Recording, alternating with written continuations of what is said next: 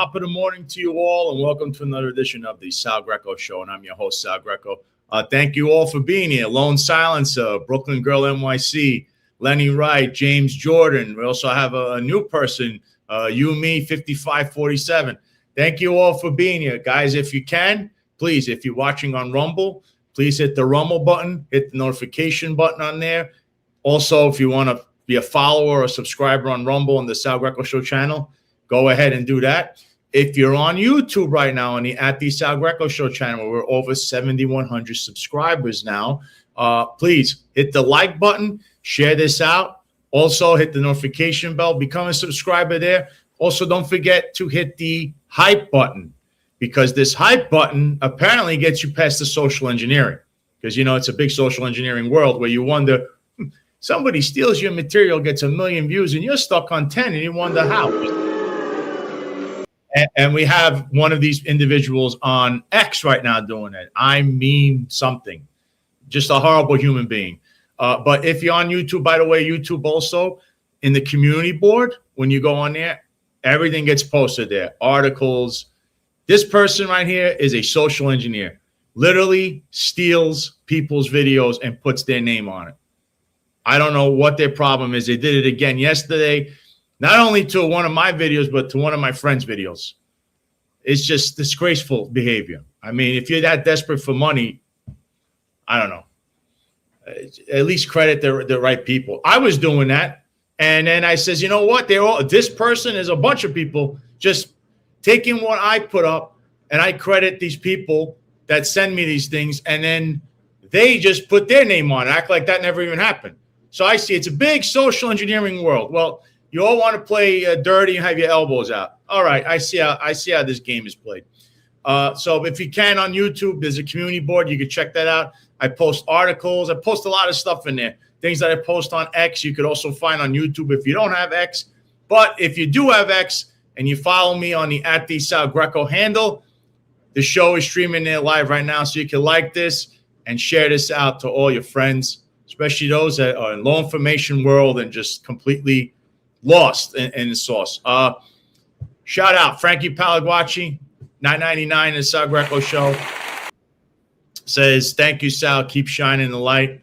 And yeah, as it is, Frankie's been going through a lot, guys, just so you know. And I did write an article, we'll get to that later on, about the Shatura Foster case, which has to do with psychmedics, which is something that Frankie, his case revolves entirely almost around the psychmedics and how the illegal dole testing happens in the New York State Police Department, because the test is an invalid. It's not even factual test. It's not scientific yet. They just used it again on someone else, even though it came back negative, because they went and did the test the same day. But we're going to touch up on that later on. It's just wild stuff that's going on in the police department. And, of course, I know you all want to know about the raids of yesterday on Jeffrey Madry and Tariq Shepard and Chief McCarthy, his lieutenant. You had Frank Carone finally being indicted after years of nothing but rumors and innuendos on the guy. Finally, everything came to fruition. Well, we'll get into all of that a little later. There he is. And, isn't that wonderful seeing Artie Idala out there? Oh, boy. Yeah, you know, he already know things may not be on the up and up now, looking at that. So without any further ado, let me bring on the producer, wingman, and co-host of the Sal Greco Show, Jack. I know you saw a little bit. I don't even want to just touch up on it before we have a guest on with Artie Idala and Frank Carone. I know you must have been laughing.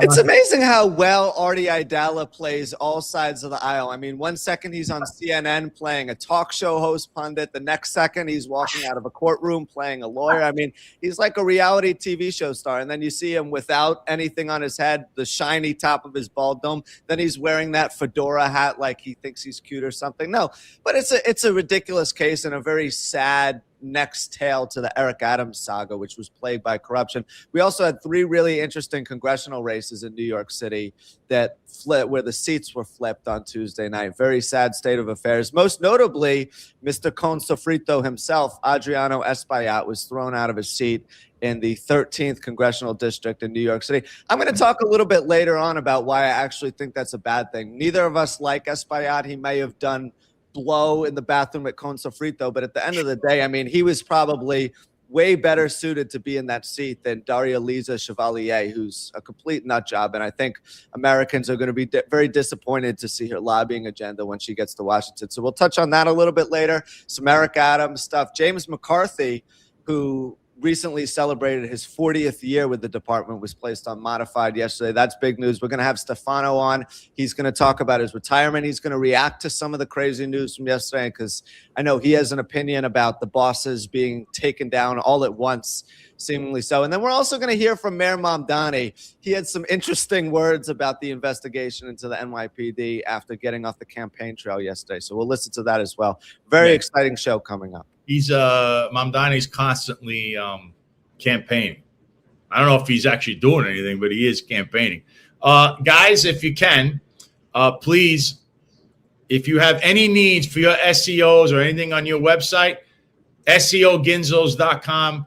You go there. They have a lot of packages. Tell them you're a friend of Sal's. You get 10% off your package. There they are. They've worked wonders on salgreco.com. So they could do wonders for you as well. They're good guys. They're paisanos. There's some of the deals they have. And like I said, you tell them you're a friend of Sal's, you get 10% off your needs as far as SEOs or anything with your social media, where there's a lot of social engineering going on. And you're going to need the right people to try to steer you away and out of the social engineering. So SEOginzos.com. Also, if you want to be a member of the Italian American Civil Rights League, IACRL.org. There's plenty of stuff that's going to happen. There's events. There's get-togethers. You go down to Mulberry Street. You can hang out with Baby John. Baby John's already had a few events over there at the Cannoli King. He has a Baby John's Pizzeria right there. Look, summer festival package, women's networking night, the Manhattan chapter, which is now open. All of this, IACRL.org. Become a member of the Italian American Civil Rights League. Like it says, we do fight for Italian American civil rights, kind of like Christopher Columbus statues were coming down all over the country. And now that seems to be slowing down a little bit. Then, of course, salgreco.com. Go to salgreco.com to get the latest on everything that we're off to with. We have articles in the blog section. You have the show streaming live there. You can watch it there if you want. Also, we have plenty of items you could buy, whether they're shirts, whether it's hats, whatever you want is on it. And of course, there it is. You can stop social engineering by wearing a shirt too. And of course, there's also the donation button, because it's a support button. Anything you send helps fund this entire operation. I am not Fox News. It takes support. It takes you, the viewers and the listeners, to help out us here. That, you know, we're fighting against all these big peacocks out there. Just so you know, I knew about this Frank Carone thing. I was being told around it was like 6 something in the morning. All right, but in order to find out things, it's a lot of work, and then you have to verify things. I'm not like others that say, oh, blah, blah, blah, and then throw it out there and I have no evidence. I need to know for sure with something in my hands that this is indeed happening. Because if not, you know, you're just like everyone else, trying to stick things to a wall and hoping that something eventually just sticks on it, because it keeps falling off. So hit that support button if you can, guys. It really goes a long way. This is a lot of work, and it's just a 2-man operation here. So .com for all your needs and the latest on what's going on in, I guess, NYPD, current events, sports. We write articles about sports. Jack writes articles. Mm-hmm. And, you know, we'll take it from there. But now, without any further ado, that's funny, Lenny, right? That's hysterical. I was trying not to laugh because I saw the comment out of the corner. You want the hat? You want the Artie Idala hat? I don't know. The Artie Idala hat? I mean, I have my own fedoras, but I don't know. What gives him an idea to wear a fedora that looks like this? I mean, it's just like, this is ridiculous. He looks like a mob boss. I mean, is he Artie Idala or Al Capone wearing that hat? It's just he's completely ridiculous. He called the indictment yesterday a Frankenstein indictment, which I didn't totally understand either. He didn't elaborate on that comment. He just walked away. He's a showman. You never know. Maybe he's going to be trying to represent Richie Taylor for something. Yeah, one more comment before we have Stefano too. This is from James Jordan. Italian American Unity Day was postponed from June 28th because the mayor discriminates against Italians. So remember we showed you the video back when Mayor Mamdani was on the campaign trail where that Jewish comedian was talking about how Italians kiss their fathers or something like that. He was cracking some like really weird anti-Semitic, anti-religious joke, and it landed, and Mamdani was just sitting in the background cracking up. I don't necessarily think he hates Italians or Jews or anything like that. I just think he's completely indifferent. Like, he's not going to go out of his way to help various religious or cultural groups because he just doesn't care. Like, that's what people aren't understanding. He's Muslim. He played into the Muslim thing nicely when he was on the campaign trail. But at the end of the day, he's just some rich kid who grew up on the Upper West Side that's not really associated with any culture or religion. And I just keep hearing about, it's like these Israel First people. Guys, many Jewish residents of New York City voted for and donate and back the mayor. You guys are looking really dumb if you keep playing into this whole religious thing. He's got a ton of Jewish support in New York City. If you haven't realized it yet, I hate to break this to you politically. If this guy was American born, he might become the next president of the United States. He is that polarizing and popular within the Democratic Party, which, again, this country still has more Democratic voters than Republican voters. You guys are still, you had Trump, and now this guy is just flailing all over the place, falling down, trying to, I don't know. Is he for the country? Is he for foreign interests? Who knows? Well, what's going on with Trump and Trump land? You got Save America Act. I don't know if that's going to pass or not, because they still have this. The Save America Act has something in it about women's vote. Like, if you have having a child, you need to show ID. You have to have a hospital certificate or something that you're pregnant. That's the holdup with that whole act. I don't know if it was a Republican or a Democrat that put that in there. That is a problem that they can't seem to get over. So, again, if this guy was American, he would definitely be in line to become the next. So as much as, and as many people who keep commenting on Mamdani, who, again, 6 months in, we could go after some of his policies, and his wife said some stupid, crazy things. But overall in New York City, is he liked or is he not liked? Because apparently they voted his candidates into Congress. So you could say what you want. The guy's a polarizing figure, and he is a formidable opponent.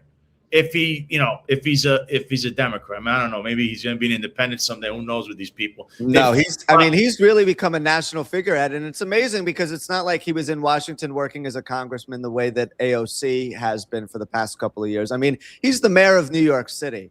That's a role with relatively low levels of responsibility, comparatively speaking, to being a member of Congress. And yet everyone around the country from the Democratic Party has embraced him to the point where he's on every single TV show. He's a national talking point. I agree with you, by the way. If he was born in America, he would be the mayor. He would be the next president of the United States, and he would win the Democratic nomination pretty easily. What I don't like about all of this, and we'll talk more about this when we get to the part about the investigation, is that he's kind of delegated all the responsibilities of actually governing to other people, and he's taken on the role of civil advocate, which, I mean, like it or not, it's working, but I'm not really a big fan of it because I think he's kind of losing track of the responsibilities of doing the job he was elected for. Yeah. I mean, Lenny Rice says, what the hell happened to our countryside? What the hell happened? I'll tell you this. Older people either don't come to vote or they're no longer with us. Younger people come in with different ideas, and many of you, kind of like Joe Cobb, you don't want to evolve. You think it's 1960s and beating people up with a nightstick over the head and slapjack is what the country wants. No, it's not. You will be in prison if you do that, or you'll be jobless. Many of you then want to turn, well, we're going to justify it. We're going to articulate how. No, you can't articulate. The country has basically said no more extrajudicial punishment. Those that fail to evolve fall behind and you get gobbled up. Same thing with voting. That whole new thing that they don't want another country's interest ahead of our country. If you're American, you need to be America first. No, not Nick Fuentes, America first. I'm saying you're for this country. We have our own problems, our roads, our infrastructure, our economy, our farming, all of this stuff. That's very important. There's so many issues, right? Fuel. People can't afford, they have nothing in their pocket. People are bankrupt, inflation through the roof. But we're worried about a foreign war across the water. This is why people get infuriated. And the younger people, remember, there's more and more of them. They keep springing up. You're a dying breed, essentially, as you get older versus new. They're going to replace you. So you need to evolve and evolve into whatever is currently going on. If you don't, you get gobbled up. So when you thought in the 60s beating someone over the head with a knife stick was what the country wanted and they applauded you, today will land you in jail probably for longer than somebody who steals or does something else, because the country has neglect. They don't want this anymore. They're saying, no, we're done with this. This era is the past, just like Ray Kelly's policing was in the past, right? Now you have a new, different way of policing, whether people like it or not. So evolving is key to life. And if you don't evolve, you fall back. And hopefully you don't fall back into a prison cell if you follow those old antics. So again, I like classical stuff. I like old buildings, but they get knocked down too, unfortunately. I don't agree with a lot of that happening, but it happens because, again, evolving is key to life. I mean, look at this guy. He's in all his glory, man. Yeah, this was the most disappointing result, in my opinion. Daraliza Chevalier beating out Espaillat, because, like Espaillat or not, he was pursuing more sources of energy in Congress. He was looking at different ways to increase our gas supply, given that it's shrinking and gas prices are going up. His initiatives, especially over the most recent legislative session, in my opinion, were largely beneficial for all Americans. And, we don't really like him character-wise and some of the people he associated with or whatever, but I was still rooting for him to win that race because business is business. Now we're getting an unknown commodity that most people don't really know anything about, and she's largely a lunatic who just says things to get brownie points amongst her constituents, but doesn't actually do anything. So this is kind of the stem and the root of the problem. People are going out and voting for people that they want to go to happy hour with instead of looking at it as a business matter, which is exactly what it is. Because younger people are they feel like they've been ignored. They always did anyway. They feel like they've been ignored. And it's because when they want things done, like they're not for what's going on right now. This whole thing with Iran, and they're not for this. So you're not listening to them, and they're going to come out in droves against you. So, again, the issue is having that problem with the younger people getting neglected. Yeah, and feeling like their voice isn't being heard and feeling like they need to come out and make a statement, which is exactly what happened. The weird part to me about NY13 is there's not a lot of young people living in that district, yet when you saw the demographic at the watch party and the celebration, it was all young, predominantly white people. So something kind of smells funny about that. Maybe some people registered in that district late that didn't actually live there. I don't know what was going on. But either way, that result was bad, and Dan Goldman losing his seat to Brad Lander, of all people, was terrible. It was funny that Trump said, thank God Dan Goldman is gone, because Dan Goldman was a prosecutor trying to get him out of the White House years ago. But I remember that. He clearly isn't following the race closely, because Brad Lander ran on a campaign of impeaching President Trump eventually. So it's like you replaced one buffoon with another buffoon who actually hates you even more. I'm not a fan of that result either. It was just a bad day all the way around. Antonio Reynoso lost out in District 7 to Claire Valdez. And we're going to be getting 3 lunatics from New York City representing New York City in Congress now. And it's bad news for the rest of the country, because they don't know what the hell they're doing legislatively speaking. They're not going to be able to get any bills passed. Yeah. All right. Well, I think we hit every nail on the head before we have a guest on here. So without any further ado, this individual, Stefano, I've known for a long time. He's a paisano. when I worked in the 60th precinct, he worked in the 61st precinct, and he actually worked midnight, so I would hear him over the radio a lot of times, or he would hear me. So recently, Stefano also retired. So if you don't know, he's a beyond 20-year veteran, and he was also a delegate in the PBA. So I figured it's a great time to have my friend on since he retired, and now he's allowed to talk about everything that's been going on. So without any further, here he is. So without any further ado, here's my friend Stefano Diomede. Oh, good morning, everyone. How you doing? What's up, Sal? What's up, Jack? Yeah, Stefano, I've known you a long time, but I don't know, the audience doesn't know you, at least some of them won't know you. So why don't you tell us a little bit about yourself and your history in the New York City Police Department? And, I know you've been working for 20 years, but people don't know exactly where you work for 20 years. So. Okay. So, 22 years ago, I got on the job, and like most people back then, you got on the job, you were influenced, like myself, by the show Cops. You remember that show?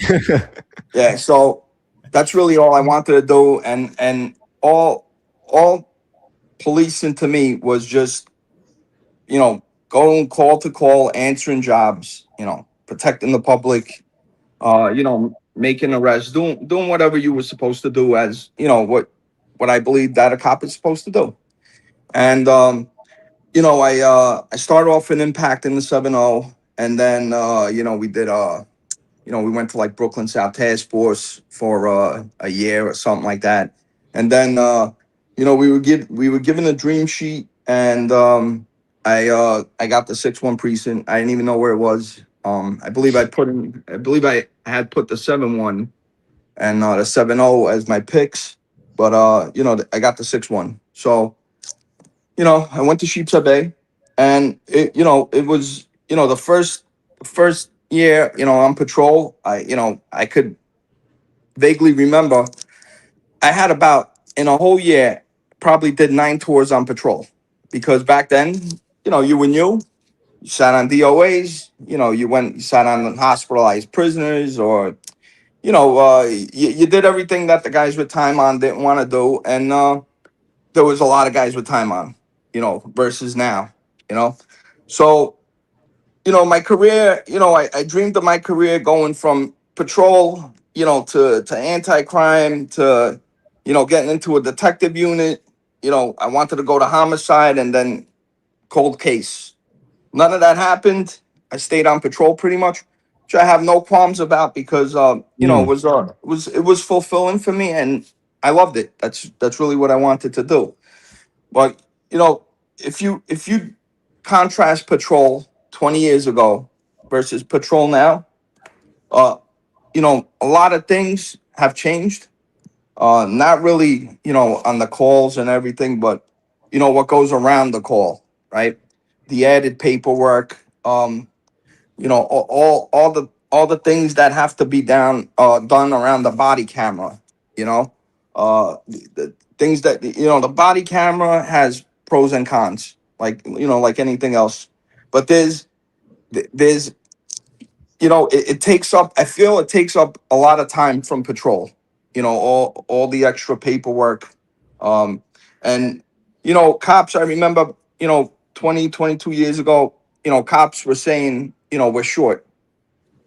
If you contrast it to today, I mean, we are actually short, and I feel there's, maybe there's ways to improve on it, but it's definitely, different. And if you want to get into any of that, I would definitely love to. I have 22 years of experience on patrol. I did anti-crime for about 2.5 years, a long time ago.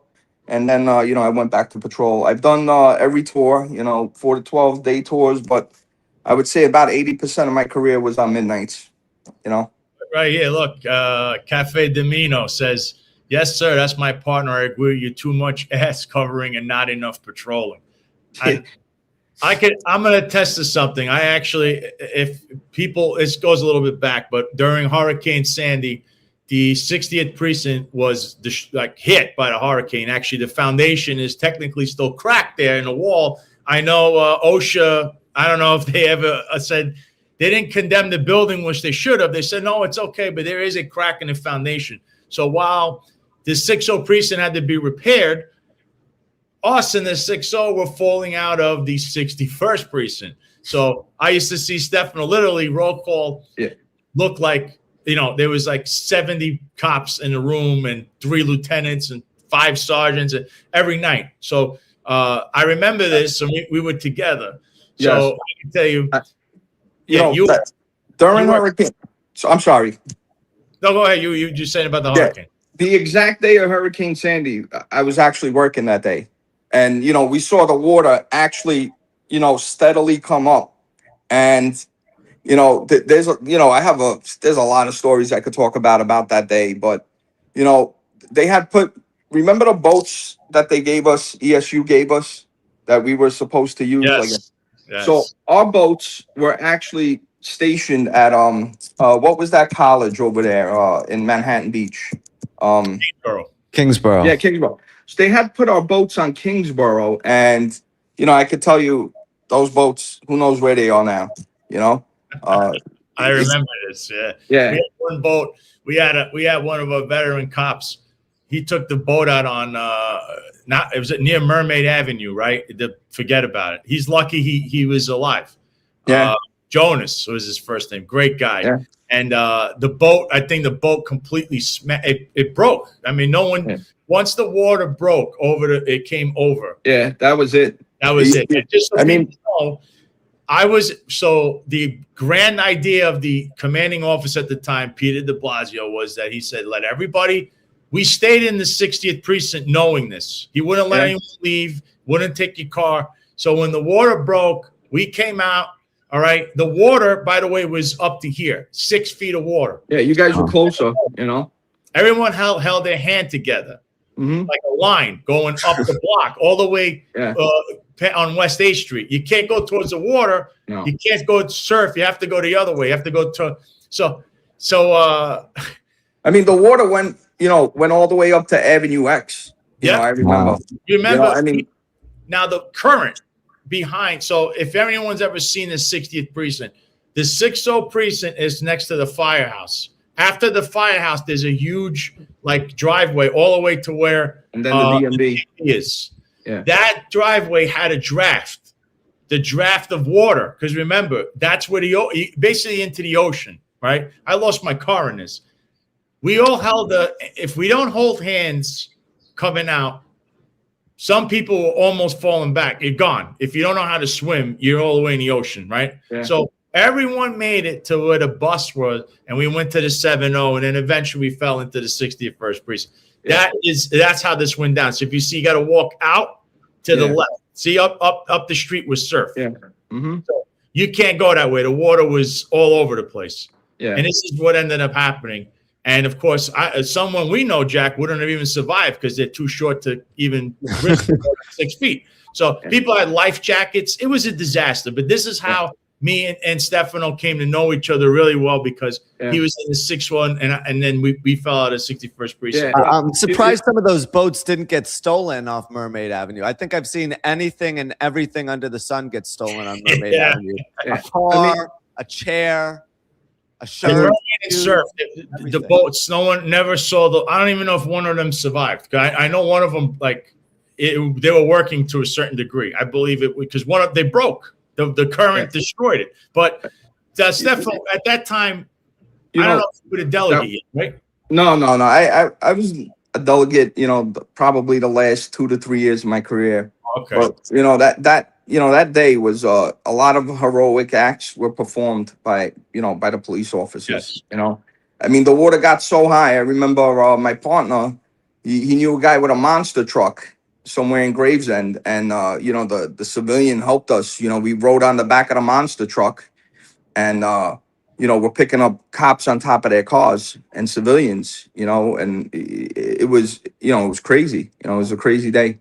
I remember this, and shout out to Jonas. Was a great guy. He retired. He had over 20 years on. Talk about a veteran that you wanted to go to. Jonas was that guy in the 60 precinct, by the way. And this incident will live in infamy because he was on the boat. It was to remember. But to get back to you now, Steph, I just wanted to little background on how me and Stefano came about to get like knowing each other really well. So you were in a 6-1 all this time, right? You worked on midnights and eventually became the delegate. Now you were on midnights. A lot of the cops always came to you for a lot of things. You were like very respected, and you knew a lot. You were very a wily veteran, we'll call him, right? And I had the most, probably, I think I had at one point was #1 in the command in time. So yeah, you were like the veteran. Everyone came to you. So, but eventually you became the delegate. So, what happened? What have you been seeing? I mean, now you're retired. So, what did you see in your time as a delegate? How is this whole discipline process? Because we cover this a lot. What is going on with how they come for the police officers and this stupid discipline, and how really, I think, in my opinion, it's very unfair and unjust. I mean, the discipline process, obviously, they're giving out way more CDs now, and they have the matrix system, which, the matrix system was used to, I guess, was developed to keep the punishments equal, throughout the city. So, if a cop in the Bronx, lost, he lost a perp's property, whatever it may be. If he was given a 10-day hit, somebody in the 6-0, 6-1, anywhere else, if they lost property, the integrity control officer would go check out the matrix. It's a 10-day hit, whatever it is, right? And that's what they would have to get you. My issue was, they didn't take into account the totality of the circumstance. What came about, like what happened in the Bronx. Why are the guys, in Staten Island or Brooklyn, or yes, they lost property, but why? What were the circumstances? If it was done out of complete, they completely messed up, or did they lose the property because there was some other factor? Why are they getting the same hit? And I didn't agree with that. And then the Matrix, I look at it and I'm like, how can it ever get better? Because if now, somebody in, Brooklyn North, gets a 12-day hit. So now what? It turns into 12 days over here. So I can't see it ever going down, because they if somebody gets 10 days, they got to give at least 10 days, right? So when does it ever go down? Are we going to get to a point where, you're getting a 20-day hit for not shaving? It's just, like playing on the Yankees, Stefano. I'm sorry? I said it's like playing on the Yankees when they had the no facial hair policy. Yeah. So, that was one of the things, with the body cameras, there's some must, that where they have to give out charges for it, and some of the things I think it's too heavy handed.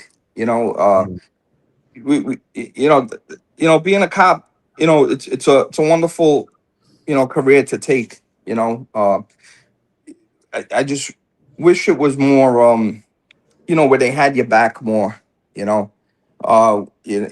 Just a little more compassion. Now, when you see these cases you were at, now when they give these, let's say 30 in a year, when they give you these charges, you're going to these interrogations.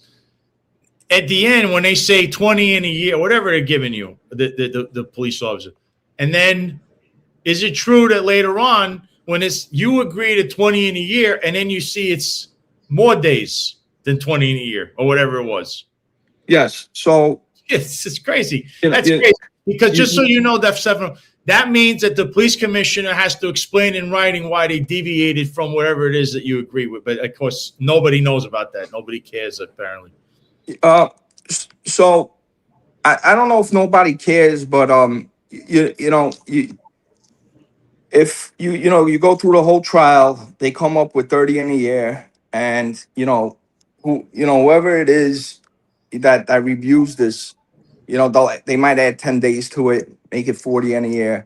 The guy already went, through trial. His life, was turned upside down pretty much. And, you add in another 10 days. I don't see the reason for it, but, you know, I don't agree with this. This is something that just so people understand what we're talking about is the internal disciplinary process, which is a disgrace in the New York City Police Department. And when you go to one of these disciplinary hearings and they give you these charges, basically, so command discipline is one thing. The charges is like what they did to Dave Terrell, right? Dave Terrell was on. Shout out to Dave. He's in the chat. Dave mentioned what they did to him, right? You're supposed to go to a trial. When you go to a trial, you can accept their offer beforehand, which is 30 in a year or whatever it is. They want to say, we're going to take away X amount of days. Do you agree to this? Before you go in, you could agree with this. What Stefano's saying is what you agree to, then they add more days after this agreement, which is a disgrace. Then you go to a trial and then they punish you even more because what's happening is Soccer Mom, the high priestess of the NYPD, she loves handing out discipline because if you don't know someone, like if you're not attached to any of her cronies or Tanya Kinsella or what's his face over there in Internal Affairs, that creep Thompson, then guess what? You're going to get crushed. So what he's saying is they're adding on to it, but anytime you do this, they're deviating from this disciplinary matrix stuff, which they completely just use and abuse and tell you on paper, this is a disciplinary matrix we're supposed to follow, and then they deviate from it. And when they deviate from it, you're supposed to explain. They don't explain it. You understand? That's what's going on here. Stefano, I wanted to ask you a little bit about how the profession has changed over the last 22 years. Because when you first got on the job, you were using flip phones to make calls and writing things some of us down. didn't even have phones, Oh, really? Yeah. I mean, I not appreciate like, the correction on that one. Yeah. yeah. Anyway, the point that I was trying to get at is that, things were a lot different back then. You were going to Blockbuster to get DVDs. You had flip phones. You were writing everything down on notepads. You didn't have body cameras. But by the time you retired, you had department issued phones. Everyone wore an Axon body cam. There were a lot different protocols and procedures in place. And also, Stefano, I'm not sure if you've noticed this the way that I have over the last 5 to 10 years, but it seems like policing has become the most talked about contact sport in America now that we have all this body camera footage of every incident in American cities that's taking place. So can you talk a little bit about how the profession has changed both locally in the NYPD, but also from your perspective as a union delegate, how it's changed on a national level as well? Okay. So, when we started 22 years ago, you got to work, you went to roll call, you jumped in your car and you went to go answer jobs, right?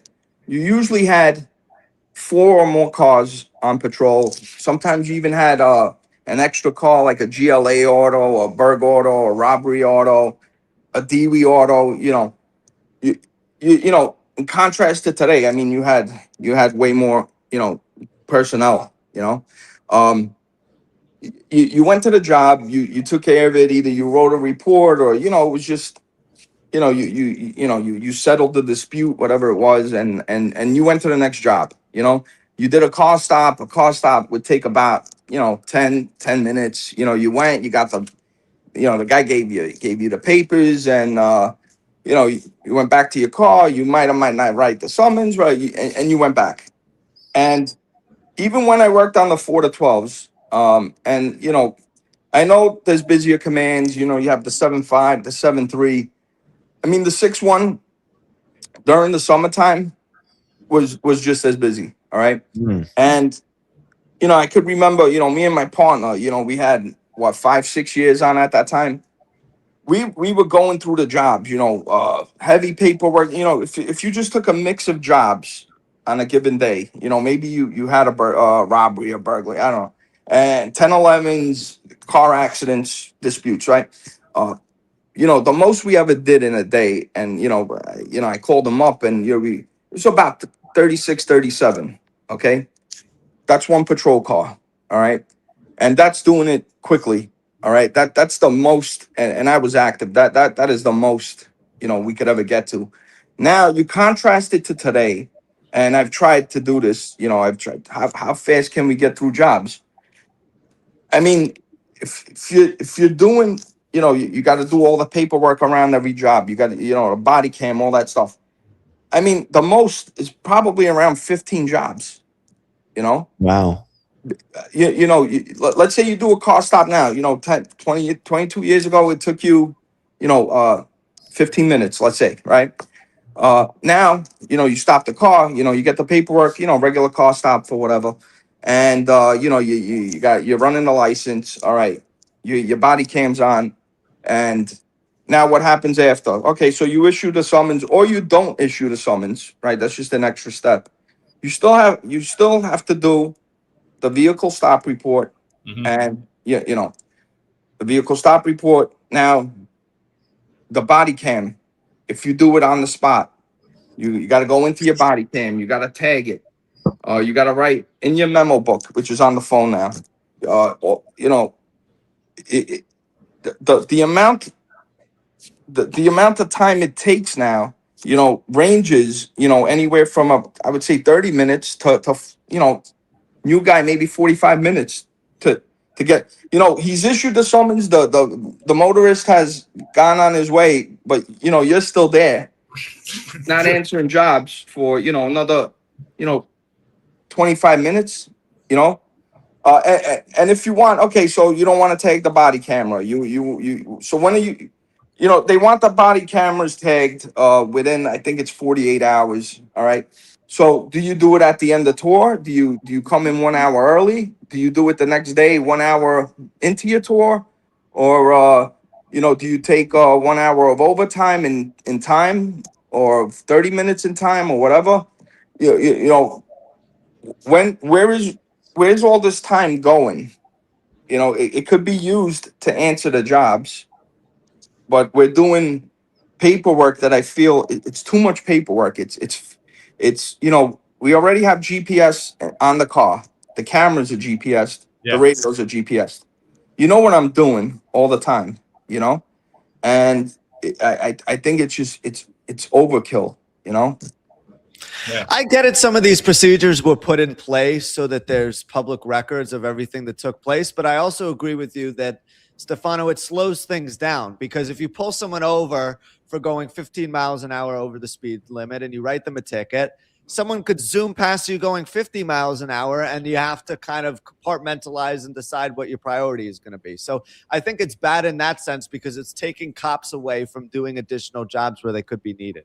Yeah, and you know, now, you know, cops are calling me, you know, telling me, you know, a lot of commands are going out with, you know, 2 cars, you know, 3 cars, you know, good day is 3 cars, you know. Jeez. I was going to ask you that, Steph. What is the, first of all, in your time? I mean, like I said, we had 70 cops in the room. So obviously, you know, we were fully stacked. This is back in 2012 and 13. Now, 2026. What do you see in here with personnel? How many vehicles are being out? Meaning on a now, for people, when we say patrol, that means there's 3 different tours. Meaning there's a day, mid shift, and then a midnight. Right, 4 to 12 is a midnight. So these shifts, when we're talking in police lingo. When we talk about patrol, that's what we're talking about. The cops that respond to 911 calls, that they're out there. Usually a sector would be two people in one vehicle. A patrol supervisor, usually a sergeant and his driver. Then there's a lieutenant. Sometimes it goes out by themselves, or they have a driver as well. And then there's all the sectors. So to break down all the what we're going to discuss here. So what are you hearing and seeing, Stefano, with 2026 right now? It's June 2026. What's going on in the precinct, like the 6-1 or out in Staten Island, with personnel, with sectors, and how are they responding to these jobs?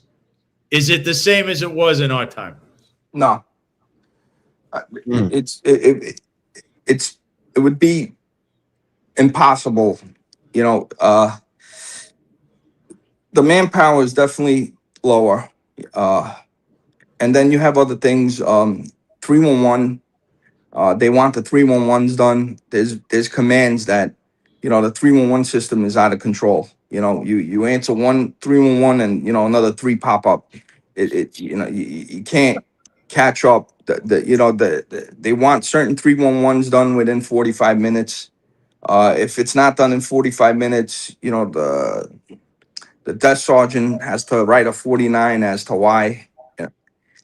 And getting to the 911, working on the midnights, sometimes I was answering jobs from 11 a.m. And it's 12 a.m. in the morning. It's 13 hours. The 311s, they wanted video for every 311, and some of the 311s, and this is, I've seen other precincts, this is from other guys and everything. They're going to a 311, let's say a noise complaint in a backyard from 3 days ago. I don't know what kind of party could last 3 days, but the cops have to go there and put on their body cam. Will wake up the person at 3 a.m. Hey, is the party over? I know the party's over. But got to do the body cam, and now you got to tag the video. I think things like that, like the body camera, there's good things to it, and some of it I feel has gone in the completely opposite direction. I see a lot of time consuming efforts, but what you're saying is, let's say a precinct has only 6 cops at a roll call on a midnight. One car is going to go out there. Then you have the patrol supervisor. You'd have 2 other cars, but then what? One car is your prisoner transport, right? And then Yes. there's a hospitalized prisoner. Goodbye. You only have 2 cars. Even if Right. it's two cars, one car is a prisoner transport. So now you might have, I could imagine you might have one sector car and a supervisor possibly driving himself. You got 3 guys. That's against the SBA contract as well. Bill, I remember this like it was. They used to say sergeant cannot drive themselves. It's in the contract. So I don't even think they're supposed to do that. At this point, what's the other option? It's patrol. Patrol has to get done, and I feel well. You know what? I did a couple of numbers last night, right? I don't even wear glasses. Whose glasses are these? So, you got 76 commands, right? Yeah.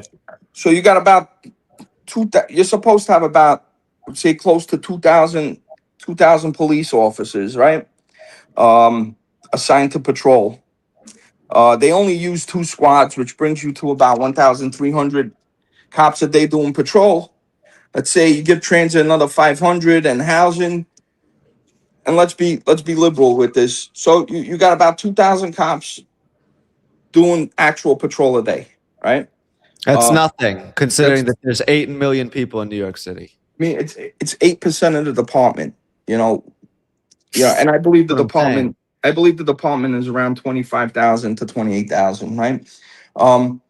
Where is the other? Let's say there's 10%. Where's the other 90%? They're working for the ceremonial unit, making $250,000 a year, or the mobile TV unit making $200,000 in overtime. I think that's the unpopular answer that no one wants to hear, but it is the truth. And this is something. I mean, Stefano was. I remember when I think Stefano was almost retiring, telling me there's nobody out here. So, I mean, how do you feel all this time? I mean, what do you hear today of cops that are working right now? They'll be working tonight. What are they telling you about personnel and what's going on out there? This is not a safe environment. You're not safe if you're a police officer. It's just you and your partner, and there's no one else. There's no backup. Backup's coming from another precinct. If so, how do you work like this? How do you think this is what the soccer mom thinks is okay? She thinks this is safe and this is efficient. I don't know. I asked the CO 10 or 12 years ago. I asked one of my COs, why don't you tell them when you go to the Comstat meeting that, we're short? And the thing, I don't remember his name. It was such a long time ago. I might be getting it mixed up, but he, his answer to me was they don't want to hear that explanation. They don't want to hear that we're short. But It's I think, true. and every year every year that they always talk about, they compare the crime rate, all these statistics, we got lower crime than, this year or that, my whole career, all I heard was crime is going down. I mean, at this point, we should have had negative crime. We should have had, bad guys doing good deeds.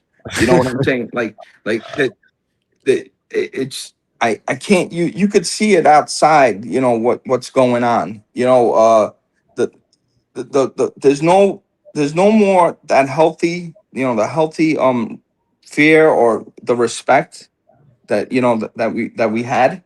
It's gone. Like you do a car stop. I would say twice a week a car would take off on me. Can't chase. All right.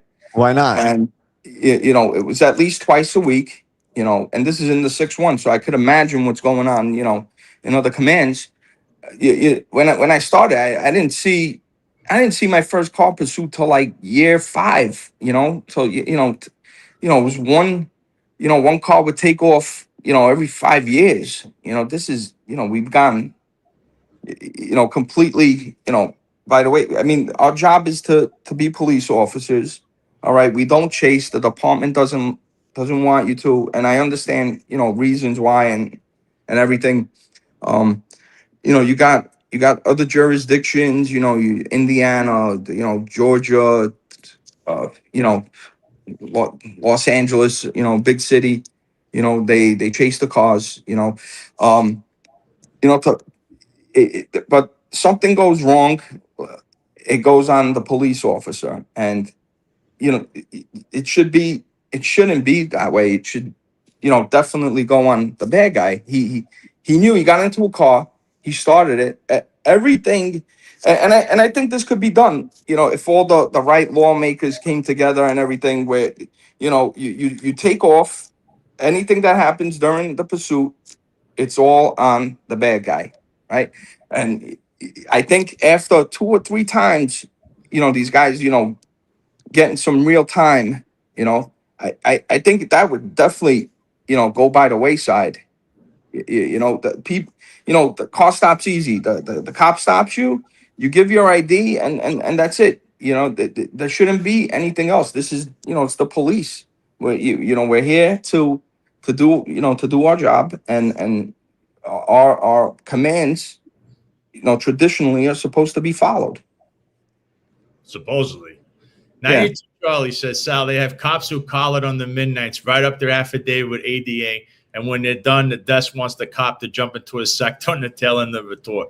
Just so you guys, and now this is all NYPD lingo. I'm going to explain what he's saying. So if you make an arrest on a midnight, that was what I did, right? Me and Stefano. So we write up the affidavit with the district attorney. That could take forever, right? You're waiting and waiting and waiting.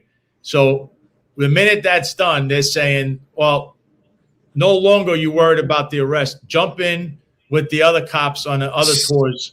You're on overtime anyway, but then you got to come back that night. So, and you're out there working, and God knows what else you could get into. You don't have any sleep.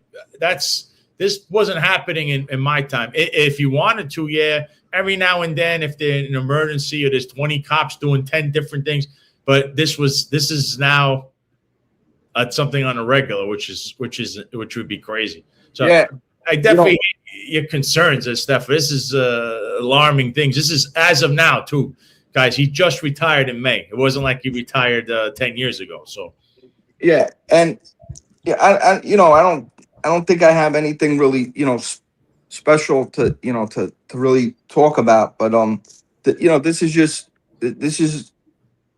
you have a lot of, the job it works too much like the Home Depot.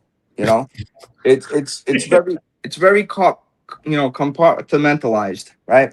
So like you got, like your cops at the details that, we saw all these videos about at the, the Knicks parades and everything. Yeah, they flood an area with 5,000 police officers, right? But nothing's going on. They're not taking action, and there's reasons for that, right? The whole rule where they have to have a supervisor, a captain, or something.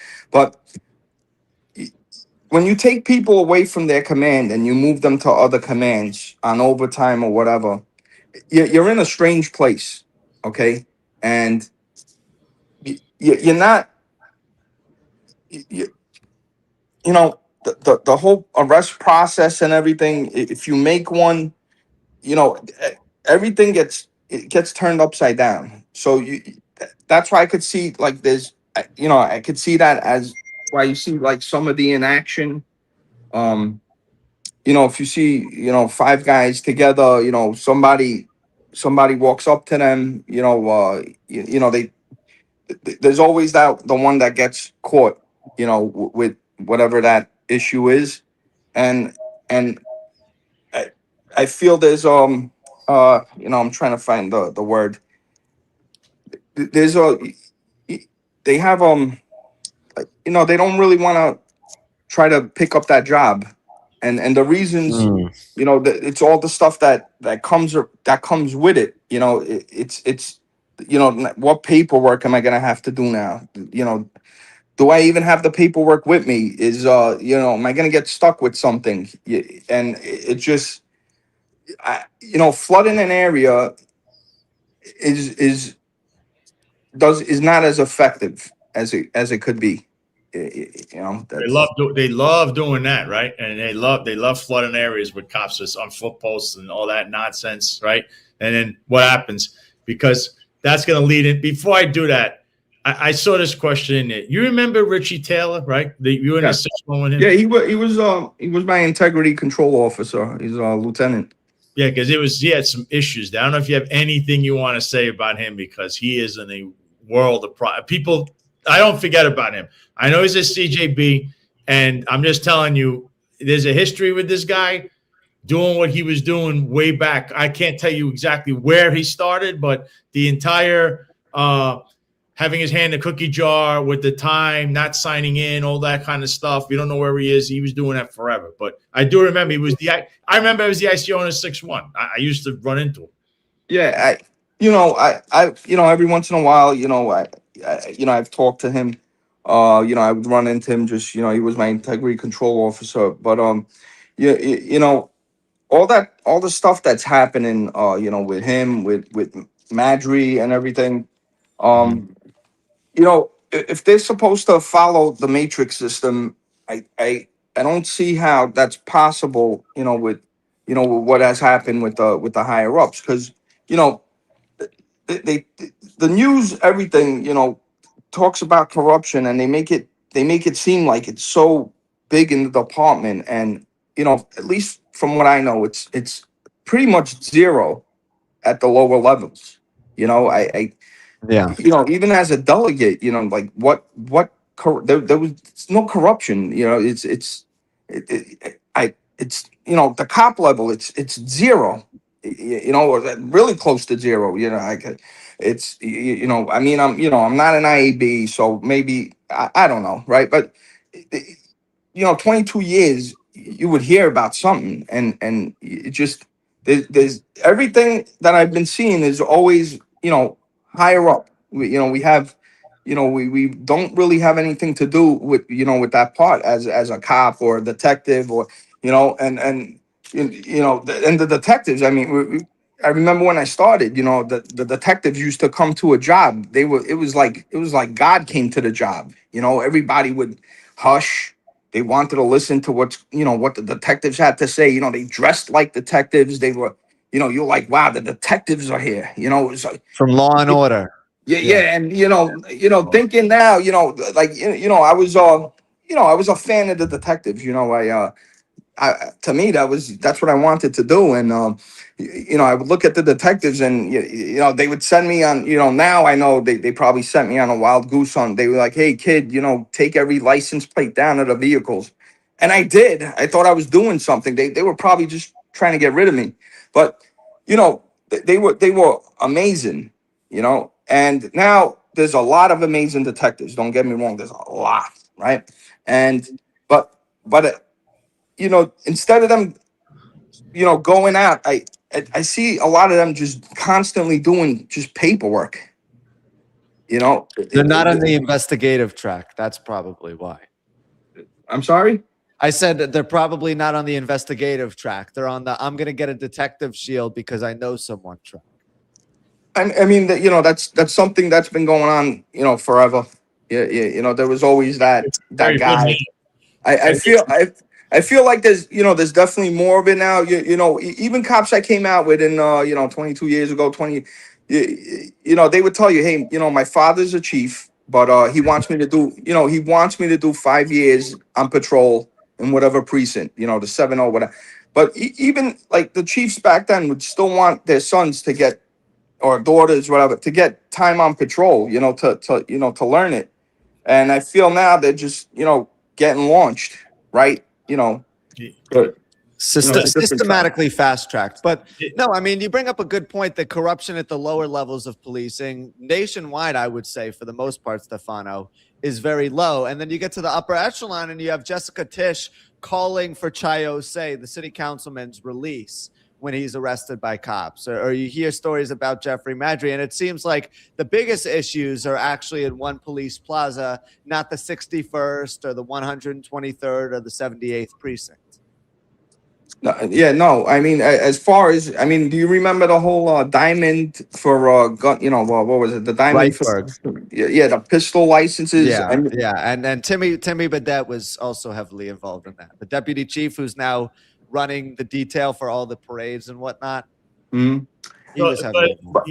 But essentially what you're saying is the Richie Taylor case, they're not following that matrix because nothing's happening. But while other cops, they're not only using the matrix, they're weaponizing it and then adding to it and never explaining why, which it actually says you can't do, which is astounding. That this Yes, is how this is being. but also when I want to, with the whole diamond scandal, what came out of that, from what I see, it didn't look like much, and I feel the department now with this scandal is I feel it's actually doing something about it. I mean, they're working with the FBI. They yesterday I saw on the news, the day before, they're doing all kinds of search warrants. I feel it's a lot different from what happened with the diamond scandal. Um, I believe they're actually going to do something about it. And who I don't know what's going to happen with all these guys, because what are the factors concerned? If the FBI went to 1PP and said, hey guys, this is what we're going to do. Let's let things roll right now, but in a couple of months, we're going to unleash on everybody. I don't know what's going on. I don't know if that's the case. Time will tell. We might see a significant change, a good change. That's going to happen. Right now, I'm just waiting to see what happens with that. You mentioned this thing, but before I get to that, the whole Corona thing, we have so much to show with that.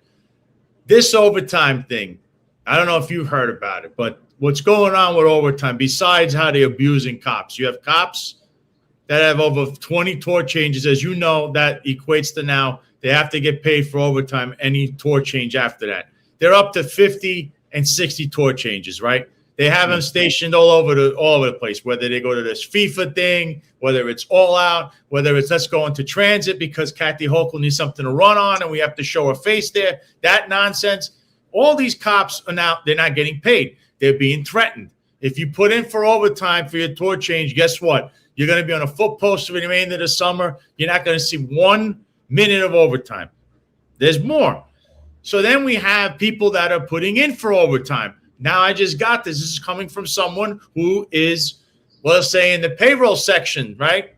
They're saying that they're actually switching. So let's say your overtime, right? You started at 4 o'clock, 1600, and it's still, 2 o'clock in the morning. No, they're changing it at the payroll level from 1600, which is 4 o'clock, to 11 p.m. And they're taking 3 hours away from you, which is theft. So that's one thing. Then there's more. So the overtime codes, when you put in for a slip, you're in FIFA or doing whatever, you put that slip in. You don't see this again. You won't see it again because you just sign it. The sergeant or whoever's on the desk officer signs it, and then it goes into approvals going into payroll. They put the codes. They're waiting to get these overtime codes. From who? From operations. Which code do we use? Oh, so they're using the FIFA code, which is federally funded money, for just about, I don't know, all out transit, which is illegal. Why? Because you're using federal money to pay for people's overtime that has nothing to do with FIFA, especially in the subway or all out in the Bronx or wherever you're putting these cops. This is a problem. And the one person I see who's a leftover from Eric Adams still, and we'll get into the whole thing with Corona, all these cronies of Eric Adams, is Tanya Kinsella. The main person in this revolving, it's all revolving on. She is in charge of overtime, Stefano and Jack. I don't know how to explain how you're changing codes. And this could go for you or against you, because people that you want to help, you give them this overtime and you're putting codes. They didn't work. They didn't work FIFA. That has nothing to do with federally funded money. And on the other hand, you're using it to, well, we have a budget, so let's just use it for this because we don't have the money. We have to show that we saved money, right? Budget deficit, all this nonsense they're throwing. But they're using the codes, and I understand there's now an investigation that opened by the soccer mom herself, and we'll get to her, to find out about who's doing what the overtime codes. But again, Stefano, Jack, she's in charge. You're telling me you're going to open up an investigation. You're the police commissioner, and you don't know that your first deputy commissioner is in charge of overtime and lied in front of everyone in city council, doesn't know anything about these codes that are being taken from the top of operations, called down and change these things. That's what's going on. And Stefano, it's not about the overtime slips. It's in the computer system. We need the system. You need to do a rundown on that. You'll see it. It'll say whatever the number is, 1, 2, 3, 1, 2, 3. That's all FIFA. Yet this guy is in the Bronx, and that cop can't put 1, 2, 3. So you can't blame him or her. Yeah. Well, I'm sure that's something that the feds will audit it, and this investigation will probably find that. I'd imagine if it's all computerized and they could get the original slips, that would be pretty much an easy investigation. It's the NYPD. It's a giant machine. There's so many moving parts. You got this whole 12-hour tour. Some commands are doing 12 hours. Other commands are still doing 8.5. You got a certain part doing 10.5 or whatever it is. It's just it's I'd imagine it's a gigantic logistical nightmare.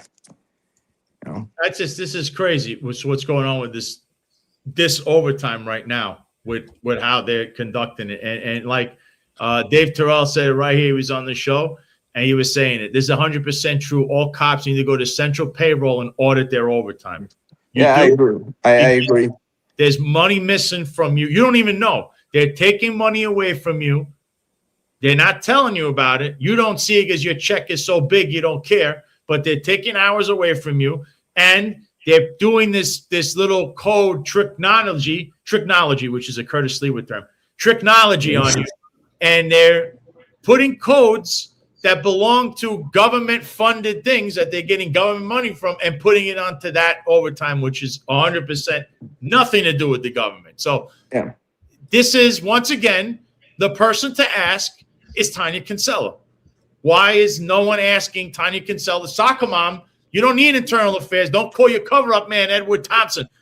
Go right to her office. What are you doing with those codes? Why are there people working for FIFA and you're working for All Out and they're coming up with these FIFA codes? Who's doing this in payroll? Who's authorizing this? Who's from operations? Because it's her. By the way, she's a central role in everything. She is the last surviving member of the Dream Team. What is she still doing there, by the way? I don't understand it. By the way, she's like the de facto leader, because as clueless as the soccer mom seems at times, Tanya Kinsella is not clueless. She knows this game very well. She's been entrenched with the Dream Team and all those clowns. So everything you're hearing, to me, sounds like that woman would know. Tanya Kinsella knows exactly what's going on. You can't play the Babe in the Woods routine when you're doing this since you were with Eric Adams there and Eddie Caban and those guys. So I find this odd, and police officers need to start checking and auditing their own slips. And the unions are nowhere to be lost. They have to step up and start looking out for the members is right. Dave is 100% right. They don't know. They don't want to know, so they continue lying to city council how great the budget is. That's what they're doing right now, Steph. I got this on very good authority.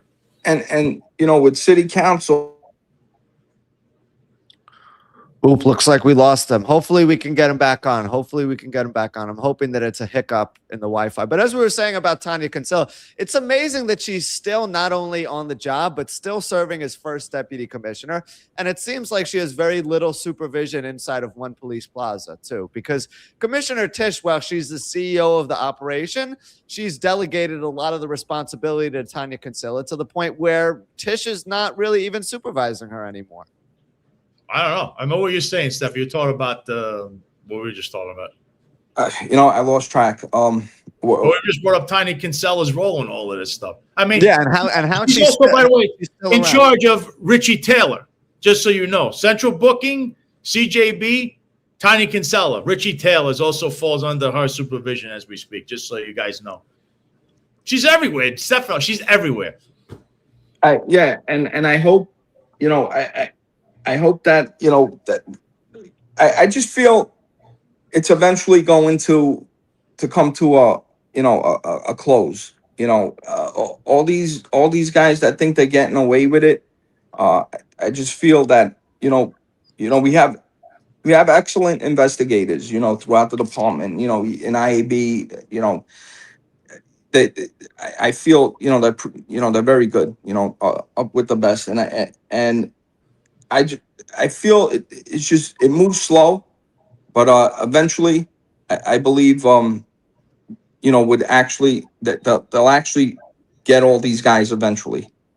I can't see, you got caught and now they told you, okay, pay back the money and you still have a job. I mean, any other police officer would have been locked up, fired, your life turned upside down. And this, it's like, you got caught doing something and, they gave you a slap on the wrist and, here you go. It's, and cops see this throughout the department, they see this and it's like, there's a tiered system of punishment, it's, the cops get, the worst punishment, and it seems like everybody else, just, they it goes away, But as you could see, from the news yesterday, the day before, things are starting. I feel things are starting to happen. I always hope for the best. I hope we'll get a good,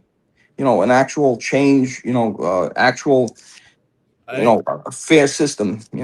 I was going to put I just mentioned this right after this. I mean, Dave Terrell disagrees with you. Says IAB doesn't have good investigators. Well, I can tell you, his case proves it. I mean, Thompson is something else. But, Jack, we had this whole thing lined up, right? You had Frank. Now, I want people to understand there's two separate things. Frank Carone's investigation it's completely separate than the Madry raid and the Tariq Shepard raid and the James McCarthy raid. Those are completely different things. This first part is the Frank Carone stuff. Now, Frank Carone, who's very close friends with Artie Aidala, who went down to Mar-a-Lago with Trump. He's friends with Cuomo. This guy, if you wanted something done in New York City for a long time, he is a lobbyist. You would go to Frank Carone. There was articles written about him. He took a chief of staff job for Mr. Eric Adams. He was there in his first year, even though, that didn't look good. And he was working on his what was it? His funds to fight his federal case. That was another thing he was involved in. Everything Frank Carone gets involved with seems like you need to start questioning it, right? It doesn't look good. But what happened yesterday, Jack? We'll just go through Frank Carone before we reach the NYPD part. Yeah, no, I want to do that. I think that's a good plan of action. I'm happy that you differentiated the two cases too. Also, James, just to clarify one more point, James McCarthy and Tariq Shepard are being investigated separately than Quathisha Epps. Quathisha Epps isn't even really being investigated. McCarthy and Shepard are being looked at for bribing Jeffrey Madry about promotions and other things, getting their friends hooked up, all that stuff. So the nature of the investigations are different. And McCarthy had his badge and gun taken away from him as he was put on modified. So that goes to show how serious it is. But anyway, as it pertains to Carone, he was bribed $120,000 to allegedly give his friends hotel contracts to house illegal migrants. He was given the $120,000, and as a result, he gave these people contracts to house millions of migrants over the course of time. And this was part of the whole scheme that was going on. I was surprised to hear Artie Aidala saying outside the courtroom, this investigation began with the Joe Biden administration. It's almost like he's incriminating himself, because he said this investigation began with Joe Biden and was a witch hunt, but that's incriminating evidence because Donald Trump was the one who closed up the investigation, obviously because he was close friends with Eric Adams and Tom Homan and Kaz Daughtry and all those other people, right? So this is a very sticky situation. Also, Carone is being investigated, but Adams kind of is in the clear now, as I understand it. So it seems like whether it's Mohammed Bahi or Frank Carone, he just has a fall guy that he's gonna hang so he can avoid facing any penalties. Before I let Stefano go, Artie Aidala, who's, by the way, like best friends with Frank Carone. Artie Aidala also was involved with Steve Bannon's case. Artie Aidala is representing Ingrid Lewis-Martin. Artie Aidala used to throw fundraisers not only for Bill de Blasio, but Eric Adams and Andrew Cuomo.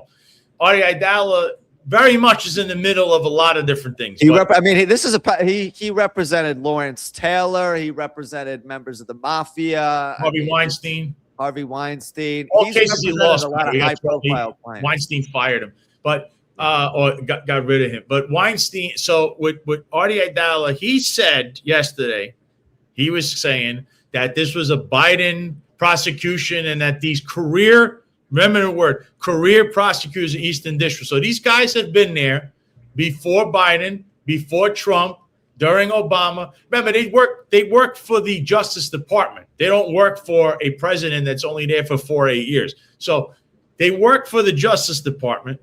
They're doing a witch hunt, and this started under Joe Biden. And that Eric Adams was pardoned, and this is what it was. No, first of all, Eric Adams was not pardoned. That case was unethically dropped, in my opinion, which is they're going to ask about it during impeachment hearing soon when you lose the House in November with the way the Republicans are going. So this issue with Trump, when he mentions Eric Adams prosecution started under Trump's first reign, 2017 or 18. Or 19. They started under Donald Trump's first presidency. So if you're using that logic, your buddy that you're trying now, you're going to try to, wink, wink. It's all political. You keep hearing this because using that word, you're hoping that whatever it is or whoever that you're trying to get a pardon. Because that's all these guys do at this point. Pardons for everyone. Everything's a witch hunt. And by using the political word, he's helping himself for his buddy, who now doesn't he live in Albania, has a citizenship there. Because if he ran there, they won't extradite you on their political witch hunts, right? So I see this game they're playing. Just let the case go through. Are you afraid of a jury? Because Carone's name has come up in everything in Eric Adams' world. So, and the other guys that were also indicted, the Chinese Asian connection there, that had that hotel, they threw a fundraiser for Eric. They're trying to, I guess, bribe Frank Carone and his brother. This is a mess, right? It's funny that a radio host that constantly said he hung out with him all the time, he's hanging out in another country right now while this is going on. I heard Curtis Sleeper mention that. But Curtis Sleeper, more than me, kept telling you Frank Carone. Now Frank Carone finally is seeing his day in court. I mean, it's just the law of averages will catch up to you sooner or later. And Eric Adams is not involved in this. How is he not? This is the hotel in Queens, the Microtel Inn in Long Island City. that was involved in the shady business with Corona. And you can see how it's kind of like an underdeveloped area, and this is a 2-star hotel. And I imagine there's a lot of other shady things going on there too. Not lost in all of this is the fact that Idala's dad was a lawyer for Frank Hogan, former district attorney in Manhattan as well. So if you're wondering how he's cutting backroom deals in pretty much every single case he litigates, the litigation is just for show at this point with Idala. I think he goes into the courtroom, puts on a show because he wants to seem like a TV reality show star or whatever. But in reality, I mean, he's just going and cutting deals in the back room with the district attorney. I like Frankie Palaguacci's comment. What about the security contracts in the hotels, which someone was also indicted, right? What's his name? St. Fort retired from the job and got a contract with the migrant shelters as security. Yet worth millions of dollars too, by the way. That is so like you usually have to bid for this, and it's companies that have been around, not a guy who just retired and shows up with a new company. That did not seem well. And then you got Kevin Taylor, who also was involved in the migrant shelter. And then, of course, one guy that you've heard about over and over again, the name, you're going to know it all, Timmy Pearson. Where is, if any involvement he has in this, I don't know. But I did recall from sources at this hotel in particular saying they watched Timmy walk in this place with Eric or something like that. So there's so much to these people, I can't keep up. But to hear that it's political it's again, if that's political, this is political, everything's political. So if a murder occurs, that's political too, right? Everything's political. Collective, political. When he finally being held accountable, it's political. That's all I noticed now, Steph. I don't have anything to say on Stefano before we're going to get to the Madry part now, the NYPD part. I'm sorry? You have anything to say about the Corona indictment before we go to the NYPD part of this? No. I really I'm not gonna lie to you, I wasn't really following it, the Corona thing. I know about the, I heard about the hotel stuff, and I feel it was all under that last administration. There's just a lot of things going on. The job changed a lot also under it, it's just a mess. I feel like everybody's starting to get caught now. There was a delay. Obviously, you go to a regular trial. They keep adjourning, and finally, things are coming to a head. And what I could say is, watching this now versus to let's say the Diamond, scandal. I feel like we're doing more, and something will actually come out of it. It was weird to me, though, to hear in the courtroom that Artie Idala was talking about this as a retaliatory lawsuit in relation to critiques of the Biden administration. He said because Eric Adams and Frank Corona were very objectively critical of Biden's immigration policies, the DOJ decided to pursue an indictment against them. Meanwhile, they were using the migrant crisis as a for-profit entity because they were taking bribes and they were putting them in hotels, and they were almost welcoming the migrants into New York City with open arms, which is crazy to hear because you shouldn't be doing that. So I don't want to hear anything about this being politicized because it clearly isn't. That's the bottom line here. This isn't a political case. They clearly took bribes, and there's a public record of it too. How do you explain that? It's like McLovin said, I would assume Idala spoke with Ingrid Lewis-Murray for taking Corona as a client. And he's saying Idala can represent several city hall officials in their criminal cases. How is there no conflict of interest? Who's to say Ingrid doesn't implicate Corona later on? Which, I don't know. That's a good thing. But one thing is a state and one thing is federal. And now let's get to this whole Madry incident, right? Madry. You saw, of course, I had it up, the official documents that showed that Chief McCarthy was modified. He's been on the job 40 years. He's wrapped up in this, right? His driver also wrapped up in this. His driver's Lee, I think Lieutenant Lee. 40 years, and and this is an interesting detail of the case, Stefano. You're probably going to be interested in this. He's on the verge of mandatory retirement, too. Because he's 63 years old. He's about to be almost retired. Lee, now, I don't know. You might have to send him a block of cheese because I think he'd have the most to say about what's going on here. But look, Here's the inside scoop on this. This was led by Internal Affairs, which means it was Ed Thompson who made this referral. It was under the direction of the soccer mom, which is why she ran the social media. I stopped corruption and all this other stuff. She gave the green light, from what I understand. My source is saying she gave the green light, and it's got a lot of people scratching their head because you hit McCarthy, you hit Madry, and you hit Tariq Shepard.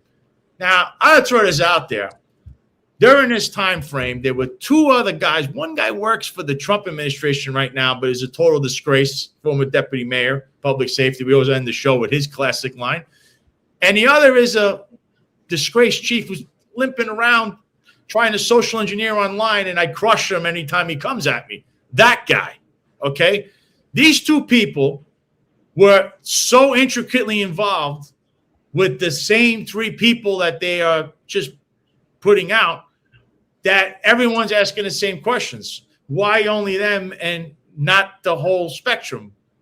Why are we just looking at three people? Now, look, Tariq Shepard had some crazy things to say about me at one time, but he is a business partner of the same disgraced chief that's limping around lately. And I don't know, how is one wrapped up in this and not the other? That seems very odd.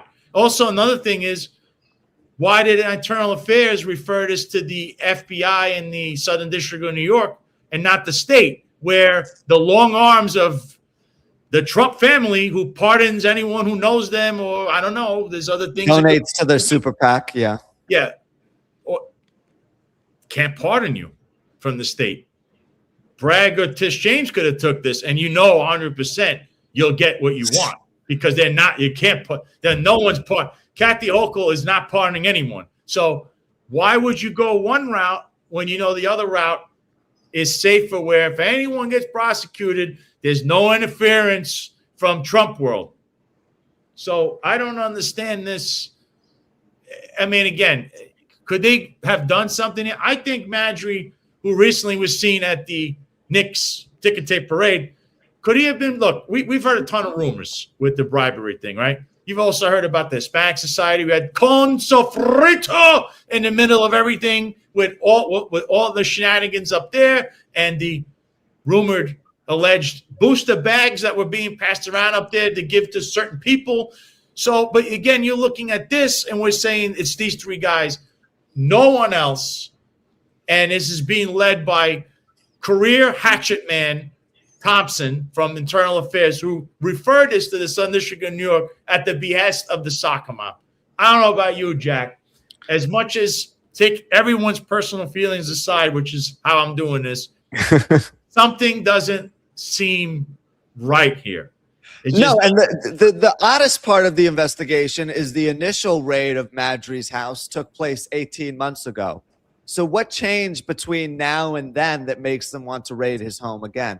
Also, why are we not getting any transparency about the charges that are being brought against Madry? I know it's an FBI investigation. We're not going to know all the details because of the confidentiality of it. I get it. But we've been pretty much kept in the dark about what's going on with Madry. Another important detail here, Alvin Bragg, the district attorney of Manhattan, is the one who charged Trump with 34 felony counts of falsifying business records, right? So he wasn't afraid to charge Trump, but he's being kind of kept away from all of Trump's allies, which is very strategic. So, I mean, I think when it's all said and done, Jeffrey Madry needs to be charged with grand larceny. That's like the baseline standard for me, given how much federal money he stole, literally stole. He was giving out overtime that was being worked, but wait, fraudulent or didn't need to be worked. So I gotta stop you there, because legally speaking, mismanagement is not a crime. If he is guilty, he's guilty of one right off the bat, having done what he was doing to Epps in that office, and he also admitted, yes, I had a consensual. The minute you say that, you are guilty. There, he has a serious criminal problem and legal issue for civil liabilities, right? Yes. Mismanagement, again, it's not a crime. Same thing now. I was more so talking about the detective who was allegedly driving him around, who was actually sitting at her home on call, or the person he gave the detective shield He to. authorized, but he, like, again, I keep going back to this. He's authorizing it, and the question is why? But is it a crime? No, it's not a crime. He's second. He's the highest ranking uniform member of service who only answers to who at the time? The police commissioner. Then they would have to go full boat, which they didn't. They didn't go full boat on that. They didn't interview Madry. So it's open-ended question, which is mismanagement. He does have a criminal case with Epps because that unwanted contact and the fact that he's saying is a consensual. You can't have a consensual relationship in your office in an equal opportunity employment job. That's where he's got a problem. But this is almost 2 years later, and here we are again. You're raiding people. Now you're trying to make Tariq Shepard out to be like the henchman, the head guy. Meanwhile, isn't his business partner and his clown friend running around as the go-betweens for people? And like when you think of what happened, two other guys, that whole office, chief of department, there was another one that came right after him, had just as many problems as he did, as Madry did. You just don't hear about certain things going public, but obviously, you know, now he's got a bum ankle and he's all over the news. So he's going on Newsmax. But how do you ignore him and his buddy who works for Trump right now and just blame these three? Bush McCarthy, by the way, had his phone taken 18 months prior, yet was never modified then and was allowed to continue as the commanding officer of Manhattan South. And shout out to Melissa Egger, who wanted to go to Manhattan. She didn't get the Bronx because she got Manhattan. She just didn't get it the way she wanted. And now Staten Island needs a commanding officer. Yeah, one final clarification on that. I have heard from sources that Madry is being investigated for grand larceny because even if the time was worked, if it's unjustified, it can still be categorized as theft of time. That's the way that the law works and the legal textbook definition of it is. So, I mean, I understand what you're saying. If the time was worked, if he authorized it. But Sal, I mean, if you're working for my company and I authorize you and Stefano to go out and get lunch and you're working on company time and we're all public employees, that doesn't mean it's okay, even if I'm sitting there and authorizing it. So that's why he's being looked at for. But that would mean that someone like the police commissioner has to say, I don't agree with this, therefore I want you prosecuted for that.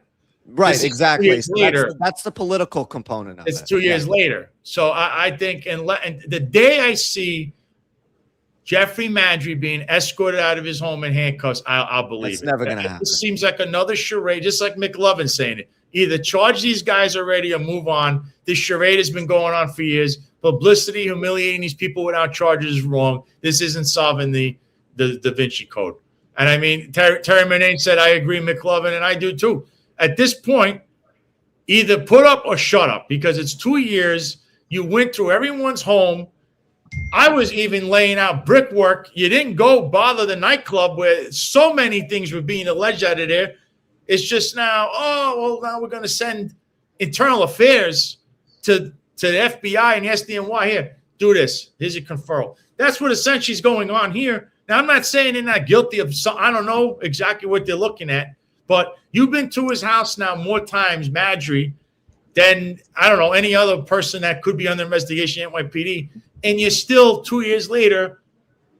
What's the wait on? What are we waiting on? If this is not some political stunt to embarrass someone, because again, this is through the federal system, Jack. Trump's in control, and all roads lead to one other guy, which means the guy that hangs out in Mar-a-Lago and wants to go hang out with them in Albania would have to fall on the sword. How do you see that going down? You think Trump abandons this guy? I don't know. I'm just saying, this looks political in my eyes. Is that we're not seeing, and the fact that it's selective too. We're missing two people that were also involved in, like, in front of the camera, for God's sakes, that are very close with Tariq Shepard. Yet only Tariq Shepard. We want to believe Tariq Shepard the only person. Come on. Yeah. This is political. How does it even get to that point? We're living in a day of, you have all this surveillance, phone surveillance, video surveillance, bank records, electronic surveillance. How do these guys even think they're going to get away with it? It's just it boggles my mind, like to even step in that direction and thinking they're never going to get caught. Like what do these guys? What are they thinking? You know? I'm like, I say this though, Steph. This whole thing has taken a toll on many people around them, and unless someone right now, I think 2 people were indicted of this whole thing, and it has nothing to do with what they were doing so far. All right, and it was Taylor and St. Fort that was separate. That had something to do with the migrant shelter stuff. Everyone else has been embarrassed and put out there, and all these allegations, and they might have civil liabilities. Correct. Criminally, nothing has happened yet. So many people say they did this or did that. Then either put up or shut up. I'm saying, because you're wasting a lot of people's time and money, and they're all invested this emotionally. People have a lot of feelings involved. I'm taking my feelings out of it. I'm telling you, this doesn't look right. It's something is off, unless there's something we're all missing. Because 2 people, well, I guess you have to go raid someone who works for the Trump administration's home. Then how would we do that? You can't do that, right? You can't do that. So this is what I'm saying. And it comes and originates from the soccer mom. This is a soccer mom stamped thing. She stamped IAB to go and confer and do this stuff. And it was Thompson, who's a hatchet man, who's already known that he cuts out a couple of things, leaves out all the good details, and just carves it up enough so that they get their guy. That's his whole MO. So I mean, I'm pretty sure the FBI spends less time investigating serious members of the mafia than they've spent on Jeffrey Maddrey. And you see the helicopter flying above, chronicling everything that's going on, and the members of the FBI walking in and out with big boxes. It's like, what could you guys possibly be doing that's holding up any sort of indictment? It feels to me like they're just posturing for the camera, and they're doing this investigation because they're pressured to do, because they got Maddrey got caught putting his hand in the cookie jar, essentially, alongside a bunch of other members of the department. They need to do something. They got caught. The NYPD didn't govern themselves internally. But at the end of the day, there's always been some deal in place that's going to let everyone get off easily. They just need to pretend like they're investigating them, so we're all satisfied and all feel like justice is going to be brought, even though it never will be. This is just, Sal, another social engineering scheme to me. it feels like they're just standing there posturing for us, but they're not actually doing anything. Why has the court case not moved forward at all? Meantime, Jeffrey Maddrey is receiving a pension. He's applying for a bar license. He's going to the next ticker taper parade and posing with cops. I mean, is this some sort of joke? This is the same guy who's being investigated. He's just hanging out at the Knicks parade with a bunch of cops taking pictures, and they're all like standing next to him pretty happily too. Like, oh, this is the former chief of department, not some disgraced bureaucrat. And I wrote that taxpayer money. I wrote that in my article there, and I put that picture. And I just sent to you the picture, Jack, of who is supposed to be they're propping this person up through my sources to be the next chief of Staten Island. He's a first deputy crony, which means he's a crony at Tiny Kinsella. He's the highest ranking Muslim officer within the police department. There he is. This is who they want to put in Staten Island as the commanding officer to replace Melissa Egger. So another Tiny Kinsella crony. I wonder how the overtime will be there. And what's going to happen to James McCarthy? Because he's been on the job for 40 years, a real locker room veteran, right, since 1985. But he's turning 62 years old, so he's on the verge of mandatory retirement. So do you let him retire gracefully? Do you force him out? I mean, how are they going to manage all of that? Again, I think the verdict's already in. I mean, Stefano, we were doing a deep dive on Richie Taylor a few weeks ago, and in doing research on him, we realized that he's been communicating extensively with the former Brooklyn district attorney who also worked in the Queens district attorney's office. So that led me to hypothesize that maybe backroom deals are already being made before any of this is sorted out in the courtroom. And I believe the same thing is true for Jeffrey Maddrey. You know, I don't know how he was able to, retire. Because you're supposed to give quietly too. Yeah, you're supposed to, give the job 30 days, before you retire. they investigate you and everything, and then you get the good guy letter. So I don't know how that happened. That's time will tell, and hopefully they get everybody they need to get. It's just And I think I want to say this too. Dave Terrell said this. This is actually a good thing. Dave Terrell said, "How ironic it comes down after the overtime codes and stealing from cops gets exposed. It's all the deflect." It kind of looks that way because we just saw the Paul Saraceno files, all these things adding up, and then soccer mom's getting hit all over the place. She's got a mountain of lawsuits that she's directly involved with. Another one today we mentioned with Shatora Foster. Yet, what do we see? Now, they're going to their homes. They're going to raid people from 2 years ago, even though we knew about this, but we didn't modify anyone. And what now? Oh, and we're leaving out a bunch of different people. It's like you just, there's people.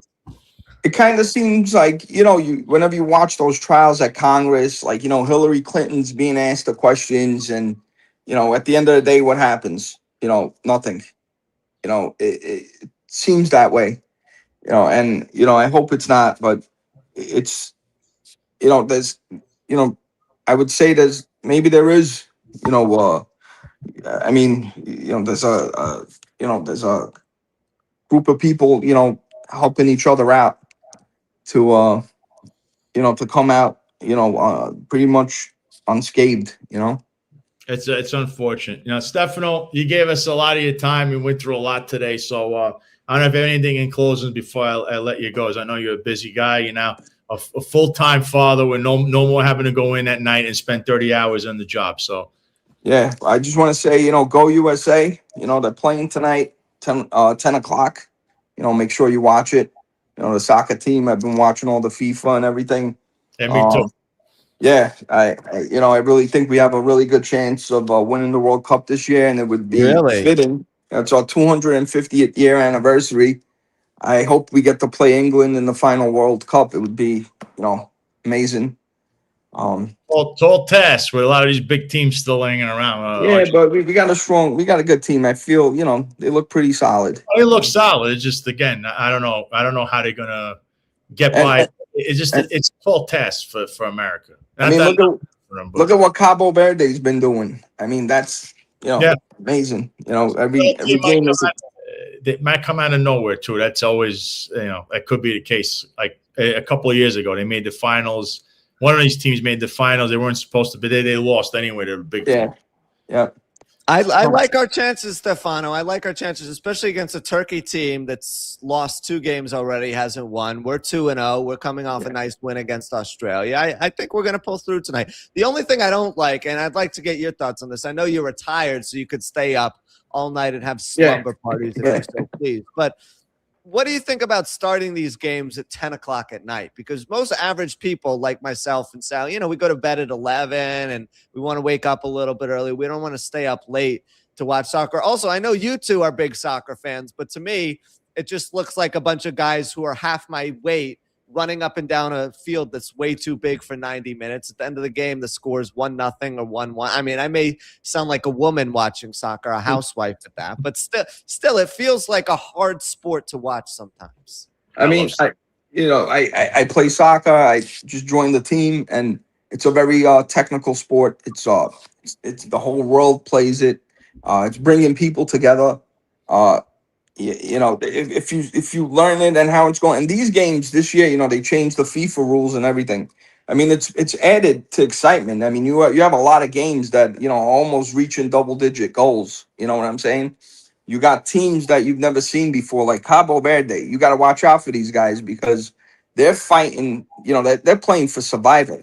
You know what I'm saying? The other teams, the players from other teams, they're getting paid, hundreds of thousands a year. These guys are like the Sylvester Stallone of soccer. You know what I'm saying? So, I've been, whenever they play, I've been rooting for them, of course, against, if they go against the U.S., I'm always, for the U.S. But, it's exciting to watch these things. It's almost like a soap opera, happening. It's a beautiful sport, I agree. Stefan, I'm a big Inter Milan guy, so I follow sports. Soccer, very religious.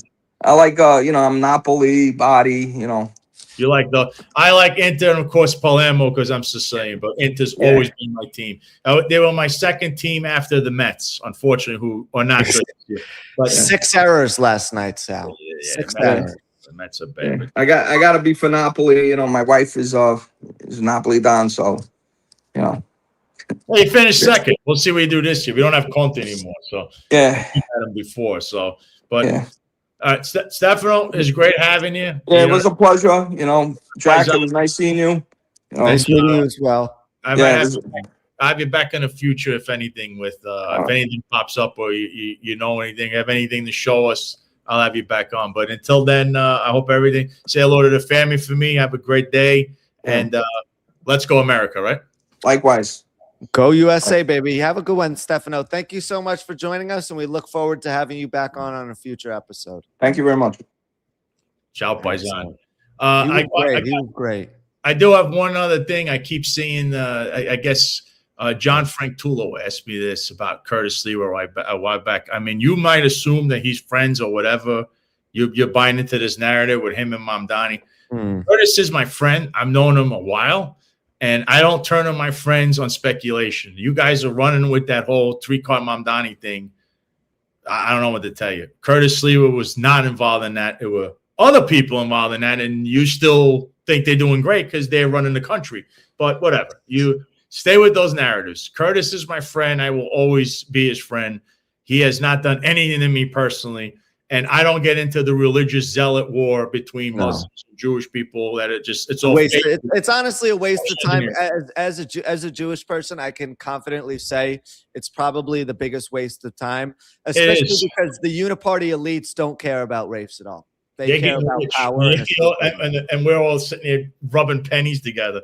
We're rubbing pennies together, trying to make dollars. Here they are getting $15 million tax breaks and buying third and fourth houses in other countries. You pick who the winner is and who the loser is. But in regards to Curtis, I think the reason that this narrative has become increasingly prevalent is because now that the election's over, Slee was actually going out and working with Mamdani and maintaining cordiality with him, whereas Cuomo's just going on WABC and continuing to rip him. So Curtis is actually being classy about it, where Cuomo is being as trashy as he could possibly get.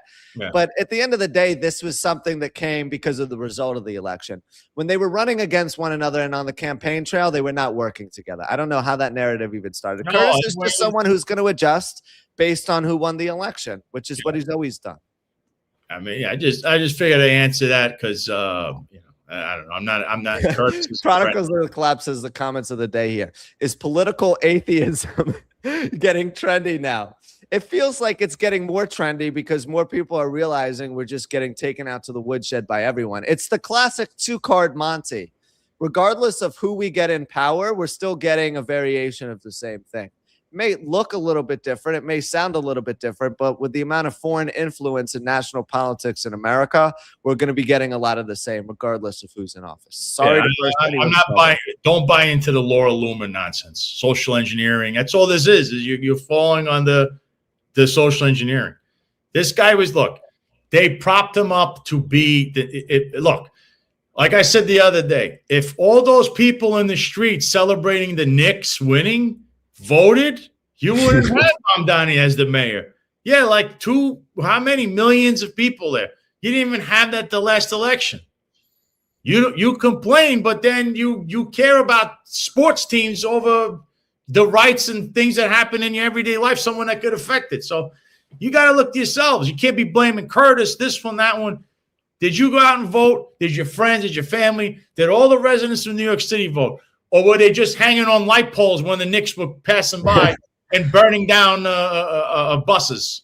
I don't know. Then you had people that were trying to be there peaceful, and then here comes a 17-year-old with his gun. There's problems like this no one wants to address. They'd rather just sit there and go to the game. Hey, 3 million people. Hey, we'll watch the game and complain that Curtis helped Mamdani win. Hey, what are you talking about? No one was beating Mamdani. He's over the White House 2 times. He's complaining about him. Oh, he was 3-0 the other night. I was 16-0 in primaries. Bruce Blakeman ran unopposed. A lot of people ran unopposed. You didn't win that primary. They're just running as an incumbent. What are you talking about? We'll wait until November to see what he's doing. We'll see. Yeah. Mamdani also got over 1 million votes, so I have trouble believing that anyone was going to beat him. I mean, he was the man of the moment in the right place at the right time, and sometimes that happens in the world of politics. I mean, what can you do? I don't think any opponent was going to beat him. Yeah, and you have to give him credit because he runs stellar campaigns, so much so that I think he should open his own consulting firm and give up the mayoral seat to someone who actually wants to govern. I mean, all he does is go out and campaign for people and make videos and ads. And I have to wonder, Sal, if I was thinking about this when I saw him at all the campaign rallies, is he getting some sort of incentive for doing all of this? I mean, I know that he genuinely cares about getting people in office that he likes, that align with him, but it seems like he's going way out of his way to help Claire Valdez and Chevier and various other politicians who won their seats. Brad Lander, the bromance commenced. So, like, is he getting a cut for going out and campaigning for this people, given the cachet and swagger he has right now? I don't know. The guy is like, he's like the little starlet of the city. You know, people. This was hysterical though, because we always talk about dispelling the narrative that Mamdani's NYC is crumbling because he's now in charge. Listen to, if you doubted anything that we've said on the show previously about him delegating the responsibility of policing to Jessica Tisch, listen to his answer about the investigation into Jeffrey Maddrey and his cronies here.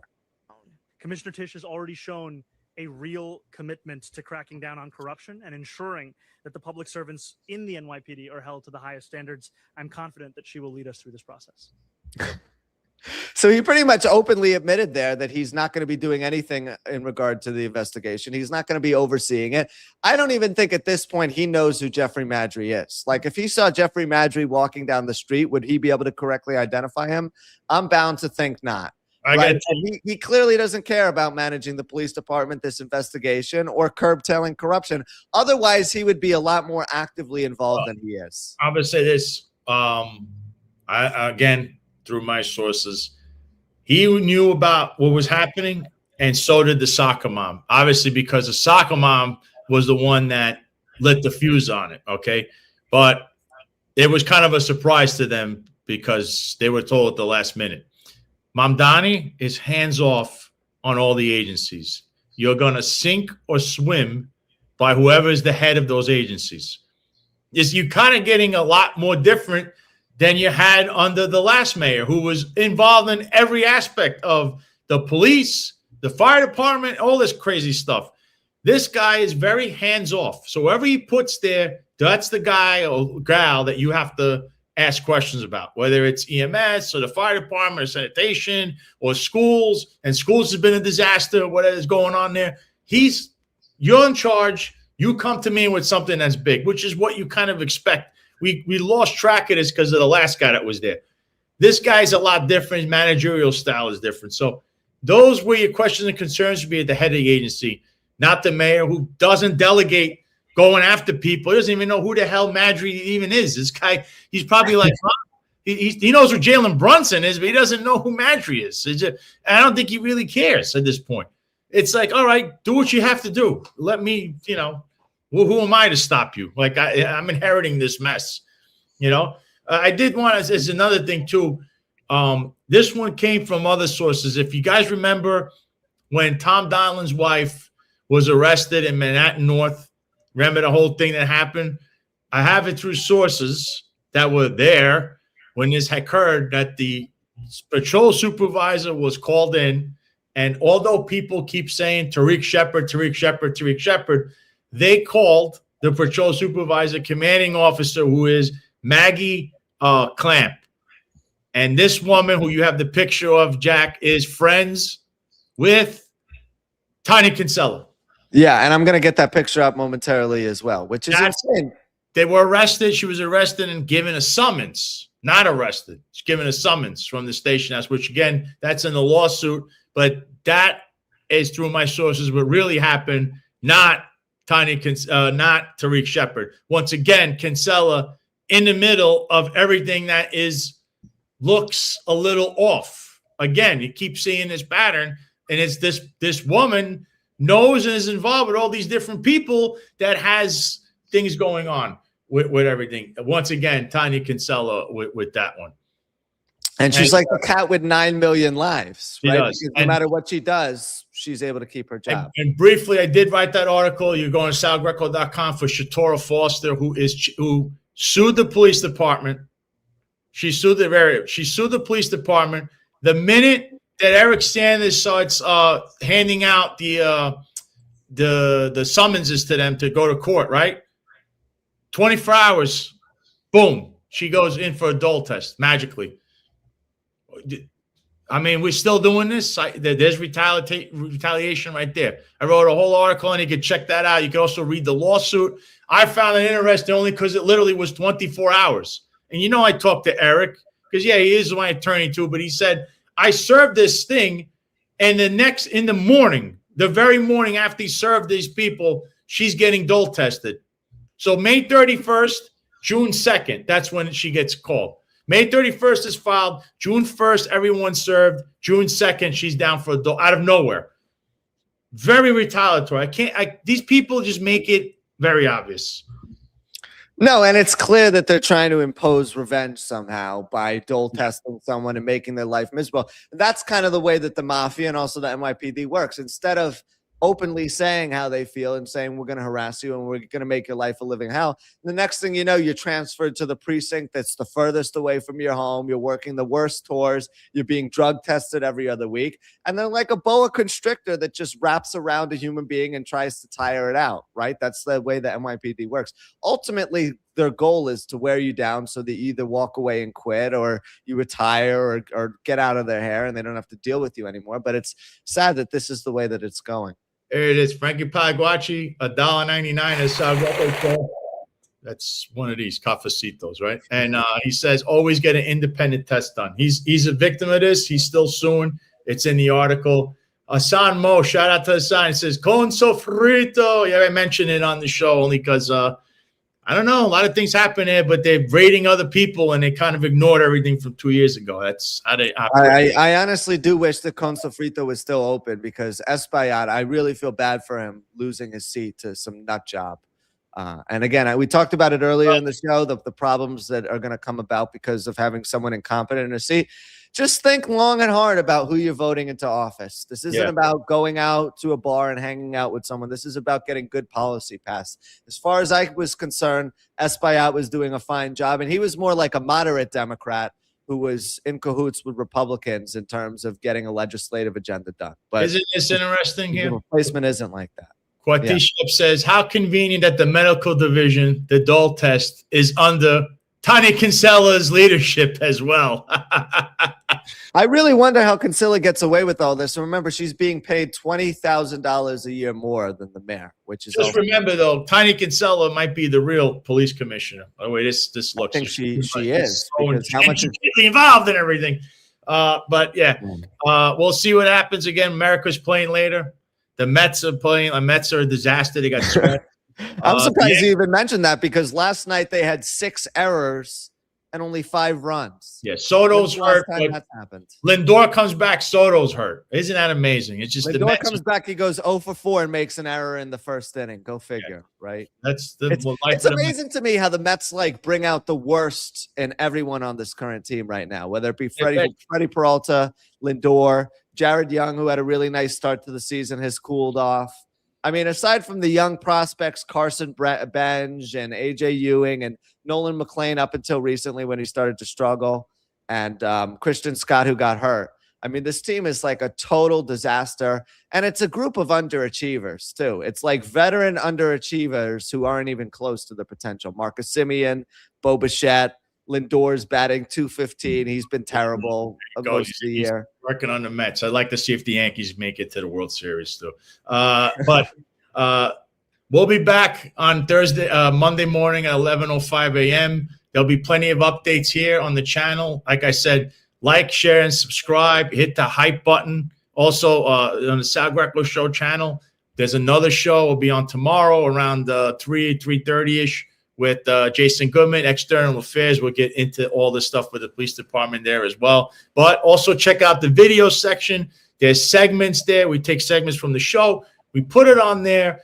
And there you could also learn, because what you don't see here, Maybe there's articles, there's videos. I like to put them on the video so that it's more informative for you. So check out the video section on the Sal Greco Show channel. Also, don't forget to like, share, and subscribe. And also follow us everywhere: YouTube, Rumble, TikTok, Facebook, Instagram, at The Sal Greco Show. You can follow Jack on Instagram and X at J_Stern97 and myself at The Sal Greco on X and Instagram. And, of course, salgreco.com for all your needs across all the platforms to find out what's going on. I know you don't have anything else to say. Then we pretty much hit everything on every nail on the head here. So thank you all for being. I hope you have a great weekend. Stay tuned for more updates. Sal Greco Show channel on YouTube. So until then, we're signing off from South Florida, which, as you know, is a sunny place for shady people. What I'm asking New Yorkers for is to look back at all the things I've done as a deputy commissioner for operations, the assistant commissioner, and my time as a not only as a New Yorker but as a police officer. I get stuff done. Listen, there was a book that came out that Jasmine Ray wrote, and in the Daily News today, it was stated that there was a sexual action that happened in Borough Hall. She reported in that book, and it wasn't. You a dark, sick person, man. You know that? You're a dark, sick person. Your name was on the byline. And there's some of you that have been covering me. You guys could part. Let me do this. Y'all could depart. Y'all could depart. Some of you have been covering me for 3.5 years. Some of you are so sick and dark, and you're the leader of that. You're one of the most dark writers that I've ever seen in this city. And your personal sick vendetta and the sickness of how you think of over-sexualizing a black man, that in the book is stated that there was a sexual action in Borough Hall. That was never in the book. But that's typical of the sickness and the darkness of your sick mind. You're one of the sickest reporters I know. Go to the next question. You're a sick person.